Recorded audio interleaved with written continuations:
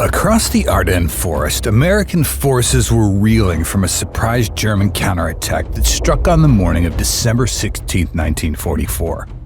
While some frontline units stubbornly held their ground, others simply disappeared, annihilated by the Nazi juggernaut. Lieutenant General Courtney M. Hodges, commanding the U.S. First Army, looked down at his maps and saw chaos everywhere. One marauding enemy column particularly worried General Hodges. The spearhead of the elite German 1st SS Panzer Division, called the Kampfgruppe Peiper. Named for its commander, SS Lieutenant Colonel Jochen Peiper, this powerful force was headed for the crossroads city of Liege, key junction towards its ultimate objective of Antwerp and the Belgian coast. Hodges pushed his reinforcements, the 30th Infantry and 82nd Airborne Divisions, into blocking positions along the Ambleve Valley. However, to stop Peiper's tanks, Hodges needed armor of his own. His staff could only find one available unit in the area, the 740th Tank Battalion, nicknamed Daredevils. Its mission was simple: Peiper must be stopped.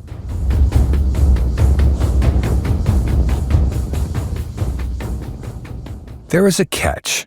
The 740th Tank Battalion had no tanks. The 740th Tank Battalion, so desperately thrust into action at Kampfgruppe Peiper, was formed in March 1943 at Fort Knox, Kentucky. Within a few weeks, the 740th moved to a heavily guarded enclosure far from the main post. All passes were canceled and each soldier was sworn to secrecy. Only then did the troops learn their new mission.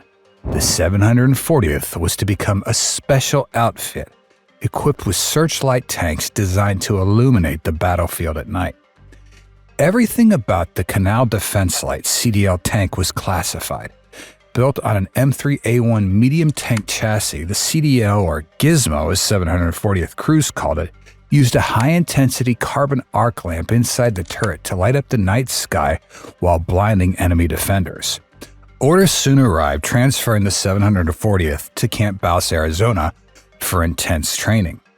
The battalion arrived at Camp Baus, part of the desert training area, in October 1943. The men encountered scorching heat, constantly blowing wind, and dust that seeped into everything: engines, clothing, even food. On November 12th, Lieutenant Colonel George K. Rubel took command of the 740th Tank Battalion. A wiry, 40-ish professional soldier from Phoenix, Arizona, Rubel was a battle-hardened veteran of the North Africa campaign. He immediately set out to turn his battalion into the best tankers in the U.S. Army. While Camp Baus had few CDLs, there were plenty M4 Sherman tanks to go around, as well as piles of 75mm main gun ammunition. Rubel started his training program with the basics of driving and firing day and night over the roughest terrain. Everyone learned to drive a tank. The entire battalion qualified with pistols, carbines, rifles, and Thompson submachine guns. Tankers lived on their iron chariots, learning to maintain the machines as if their lives depended on them. All winter long, the battalion trained. When the time came to take the individual tank crew test, the 740th passed with an average score of 83.73%, the highest record in the armored force at the time. Top shooting gunners even competed for an $80 prize offered for the best crew qualification score. The unit was determined to do everything first and to do it better than anyone else. Out in the sprawling Arizona maneuver area, the men built a dummy minefield, infiltration course, and even a mock city. First to run the infiltration course was Lieutenant Colonel Rubel, shouldering a 31-pound machine gun while bullets snapped inches from his head. The outfit learned to work as a combined arms team. Mortarmen quickly learned their trade, while service company drivers practiced delivering rations at night using map and compass. Drawing on his own combat experience, Lieutenant Colonel Rubel insisted that all tanks fight with the hatches open instead of buttoned up, as armored force doctrine prescribed. Everyone looked for targets, Rubel later wrote, and if they didn't see the enemy first, they didn't live. This practice paid many dividends later. When the 740th Tank Battalion left Camp Baus in April 1944, it was proficient in both standard tank missions and top-secret CDL tasks. Departing for England in July, the outfit came across Utah Beach 3 months later. The 740th Tank Battalion then drove across France to join the First Army in November 1944. While the Daredevils were marching toward the front, it received news that its special mission was canceled and the unit would reconfigure as a standard medium tank battalion. This meant it was to be re-equipped with M4 Sherman medium tanks and M5A1 Stuart light tanks. Unfortunately, the First Army could lend the 740th only 9 Shermans and a few M5A1s for familiarization purposes. Headquarters promised a full set of tanks to arrive perhaps by January. In the meantime, Rubel was directed to train and organize his battalion. When German forces, commanded by Field Marshal Gerd von Brunstedt, launched their Ardennes counteroffensive, which became popularly known as the Battle of the Bulge on December 16, 1944, the Daredevils were garrisoned in Neufchâteau, a muddy Belgian village 50 miles beyond the front lines. Within hours, it was ordered to deliver its 9 borrowed M4s to another unit.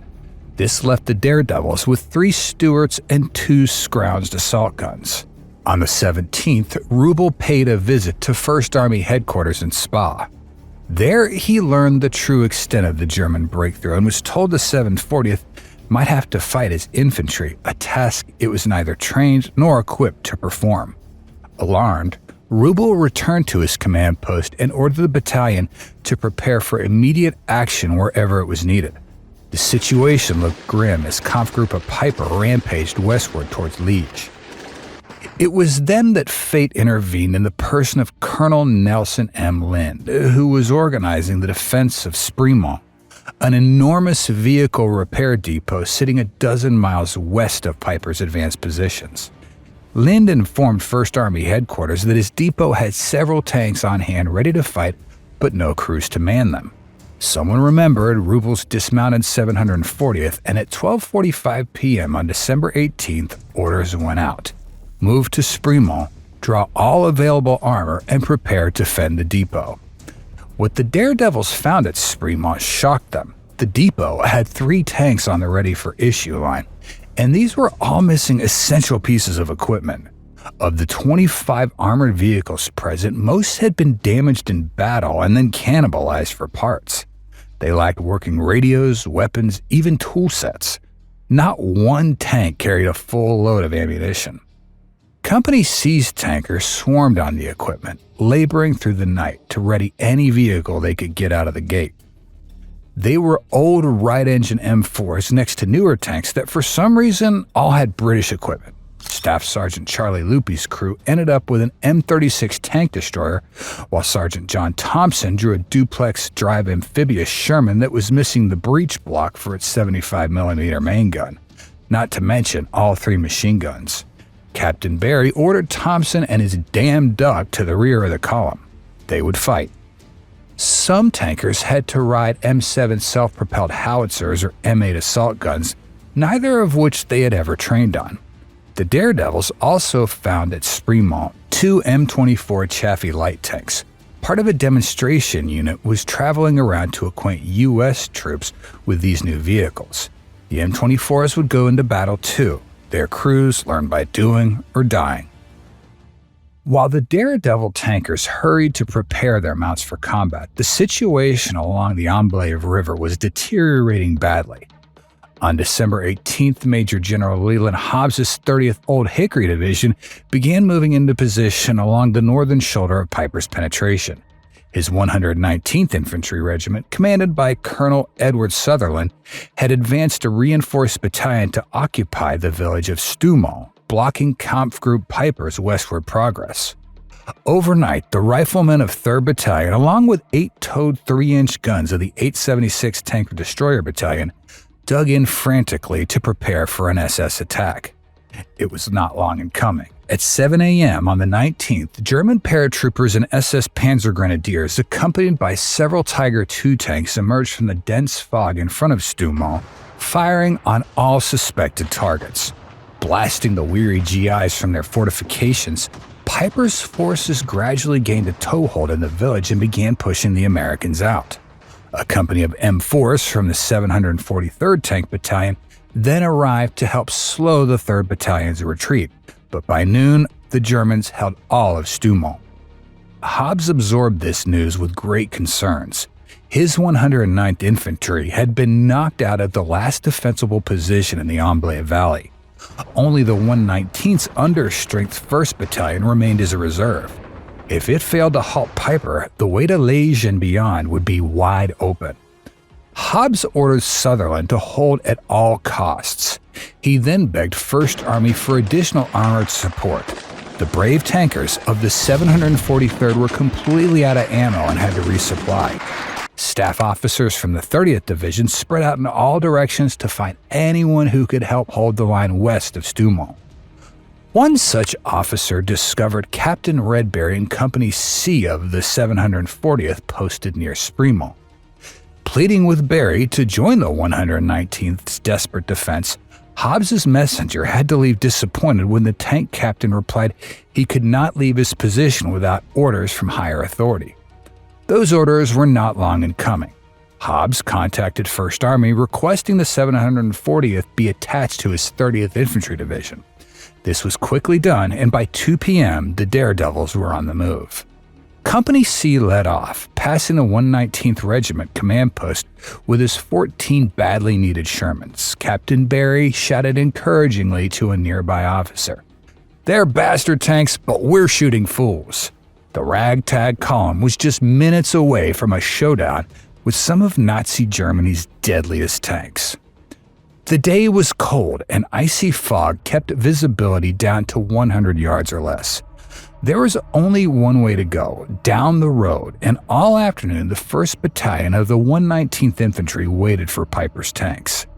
By 3:30 p.m., in a cold drizzle with dusk already starting to settle, the Germans had yet to appear. Lieutenant Colonel Robert H. Erlong, commanding the 1st Battalion, conferred with Captain Berry. They decided to organize their own spoiling attack with Berry's tanks covering the road while Erlong's infantrymen protected their flanks. Their objective was Stoumont Station, a small granite block structure 800 yards away. 3rd Platoon, led by Lieutenant Charles D. Powers, went first. Powers moved out cautiously, hugging the cliff side of the road while his machine guns riddled every possible target. The young lieutenant stood up in his turret, scanning for enemy tanks. He knew his Sherman was no match for a German medium Panther or heavy Tiger tank, so his crew's lives depended on firing first and accurately. The American column had advanced several hundred yards when Powers' tank rounded a curve near Stoumont Station. Powers spotted a Panther camouflaged with brush 100 yards away. The gunner, Corporal Jack Ashby, fired once, his shot striking the gun mantle before deflecting down into the driver's compartment and setting the enemy tank ablaze. Moving forward, Powers' crew identified another Panther. Again, Ashby's aim was true, his shell ricocheting off the Panther's lower front slope plate. At this critical moment, Technician 5th Grade Howard Henry, the lieutenant's loader, reported that the gun was jammed. Powers' Sherman was helpless, and he waved the next tank up to finish off the wounded Panther.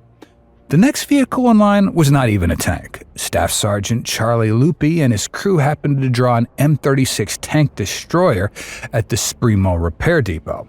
While Lupi's M36 had only thin armor plate, it did carry a powerful 90mm cannon. Corporal Beckman used it to blast the second Panther, firing 3 rounds into the German behemoth until it caught fire. By this time, Powers' loader had cleared the jammed gun and the platoon leader resumed his place at the front. Advancing another 150 yards, Powers sighted a 3rd Panther in the growing darkness. Ashby fired again, blowing the muzzle brake off the tank's main gun. 2 more shots put the Panther out of action permanently. Lieutenant Colonel Erlong then halted the attack for the night. In 30 minutes of combat, Berry's bastard tanks had recaptured Stoumont Station and blunted Peiper's advance down the Ambleve Valley. Those months of hard, realistic training at Camp Baus had paid off enormously, but the 740th War was only beginning. Protected by 3 burning Panthers, Erlong's riflemen dug in while their daredevil brethren paused to resupply and rest. One tanker described his first night on the line at Stoumont Station. It was too cold to sleep. All we could do was curl up in the tank like dogs. Weather conditions on the 20th remained poor, with cold rain and fog hampering visibility. This time, 2nd Platoon, led by 1st Lieutenant John Calloway, spearheaded the attack. Riflemen from the 1st Platoon, 119th Infantry, provided flank protection while artillery and mortar stood by ready to fire. The day's objective was Stoumont, 2 miles up the road where Peiper's main force was waiting. Within minutes, Calloway encountered a Panther, which his gunner dispatched with an armor-piercing shell that opened its muzzle up like a rose. 2nd Platoon then destroyed 2 SS half-tracks before running into a minefield that blew both tracks off Staff Sergeant Homer Tompkins' M4. Though shaken up, Tompkins and his crew scurried to safety despite the mines and heavy German machine gun fire. The Americans captured the hamlet of Targnon that day, moving to the outskirts of Stoumont before nightfall, and violent SS counterattacks halted their progress. Late in the afternoon, some American infantrymen occupied St. Edward's Sanatorium, a large brick building on the eastern edge of Stoumont. Situated on a steep hill, the sanatorium was a natural fortress. Whoever controlled it dominated the battlefield. The enemy knew this, and around 11 p.m. launched a fanatical counterattack. Between 50 and 100 SS Panzer Grenadiers stormed St. Edward's and pushed the GIs out. Held up by a sharp cliff, the Daredevil tankers could do nothing to help. They had to wait for daylight to resume their attack. At 4 a.m. on December 21st, 1st Lieutenant David Oglinski's M4 crawled cautiously forward into the murk. Suddenly, according to driver technician 4th grade Robert Russo, all hell broke loose. Shells from a hidden anti-tank gun pierced Oglinski's tank, forcing his crew to bail out. As the lieutenant boarded the next Sherman in line, a Panzerfaust rocket hit that tank, causing it to burst into flames. German Panzerfausts then blasted 2 more M4s. In an instant, 4 tanks were destroyed, 3 of them burning fiercely. With the road blocked in St. Edward's Sanatorium in Peiper's hands, the American attack bogged down almost before it started. Had American commanders known of Kampfgruppe Peiper's critical fuel shortage, they would have felt better about their situation. Already forced by the fuel shortage to cancel his drive on Liege, Peiper was now radioing for permission to withdraw eastward. Peiper's failure to capture vital bridges or American fuel depots meant his still powerful force was stuck in Stoumont, a difficult place to defend. Many of his heavy tanks, their gas tanks almost empty, started moving back toward Liege, where it was hoped that supply trucks would meet them. Back in Stoumont, the 119th Infantry Regiment and 740th Tank Battalion became part of Task Force Harrison, named for Brigadier General William K. Harrison, Jr., the 30th Infantry Division's Assistant Division Commander. Additional forces from the 3rd Armored Division had joined the battle north and east of Stoumont, pushing Peiper's forces closer to their base in Liege. The noose was tightening, but first Stoumont had to be taken. From a hill near Targnon, Lieutenant Colonel Rubel somehow acquired a self-propelled 155mm howitzer and began shelling the enemy-held sanatorium. Firing over open sights, Rubel's personal artillery piece hurled about 50 high-explosive rounds into the sturdy structure before darkness fell. The Germans inside were stunned by the massive bombardment, but refused to yield. Captain Barry thought of a way to throw the Germans out. That night, he crawled completely around the sanatorium and found a place where a road might be built that could support tank traffic. Using volunteers from Company C and the infantry, Barry had a corduroy track built of shot-up trees and shell casings. Under cover of a thick smoke screen, service company recovery teams then towed off the 4 wrecked tanks from that morning's fight. By daybreak on the 22nd, Barry had maneuvered a platoon of M4s right up to St. Edward's. Firing through the windows, they kept the SS inside pinned down while soldiers of the 119th entered to recapture the main building, this time for good. Almost 250 civilians, many of them children, were later found dazed but unhurt in the sanatorium cellar. Meanwhile, Powers and Loopy dispatched 2 more lurking tanks, one a Panther, the other a captured Sherman. This broke the back of Peiper's defense, and the SS remaining in Stoumont quickly fled towards Liege. Coordinated attacks by the 2nd Battalion, 119th Infantry, and Combat Command B of the 3rd Armored Division moving in from the north hurried them on their way. By nightfall, the U.S. advance had gone 2,000 yards past Stoumont while enduring ferocious German resistance. Retaking Stoumont was a costly fight. In its first battle, the 740th Tank Battalion lost 5 tanks and 6 men wounded. Miraculously, no Daredevils were killed. Infantry losses ran higher. The 1st Battalion, 119th Infantry, suffered 106 casualties, including 18 killed, 60 wounded, and 28 missing. On December 23rd, Task Force Harrison resumed its attack but ground to a halt short of Liege. Peiper's men fought desperately, hemmed in by the 119th Infantry to their west, 3rd Armored Division columns attacking from the north, and paratroopers of the 82nd Airborne pushing steadily from across the Ambleve at Chanou. Deadly German fire kept the Americans out of Liege that day, but everyone knew the end was near. Peiper huddled in his basement headquarters while 95-pound shells from Rubel's private cannon exploded overhead. It was after dark on December 23rd, and his 9-day race to the Meuse River had ended in total failure. Out of fuel, ammo, and supplies, Peiper passed the word to his exhausted troops: destroy your equipment and escape on foot. What was left of Kampfgruppe Peiper abandoned Liege before dawn on Christmas Eve. The Germans left behind at least 28 heavy tanks, 70 half-tracks, 8 armored cars, and numerous artillery pieces. Counting dead, wounded, and captured, Peiper lost over 85% of his original 5,800-man force. Escaping with him to the German lines were a mere 800 frozen, dejected soldiers. There was no rest for the Daredevil tankers after taking Stoumont and Liege. On December 29th, they joined the 82nd Airborne, working with that veteran unit in extreme cold and discomfort. Rubel's tankers got along well with the aggressive 82nd, one paratrooper even noting, "The 740th was the only tank outfit that could ever keep up with us." Once the Battle of the Bulge officially ended in January 1945, Allied forces began the final offensive in Western Europe. The Daredevils moved from unit to unit, supporting at times the 8th, 63rd, and 86th Infantry Divisions, as well as the 82nd Airborne as they marched across Germany. While their infantry comrades occasionally went into reserve, the Daredevils stopped only for maintenance or resupply. They were always on the go, but that was how they preferred it. The men of the 740th realized that only hard, relentless fighting would bring an end to the war.